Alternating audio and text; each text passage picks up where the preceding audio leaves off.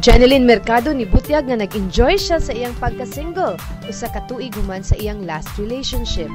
Matud sa Sun.Star nga ang iyang prioridad sa pagkakaroon mao ang iyang anak nga lalaki nga si Alex Josh ug ang iyang showbiz career. Gihingimakapsab ni Jennylyn nga nakig-date siya sa iyang kaliuyab nga si Dennis Chilio ug sa iyang leading man sa pelikulang English Only Please nga si Derek Ramsey. Nitumaw ang pagduda nga aduna sila'y something ni Derek tungkol sa mga pictures nilang duha nga gipost ni Derek sa iyang Instagram account.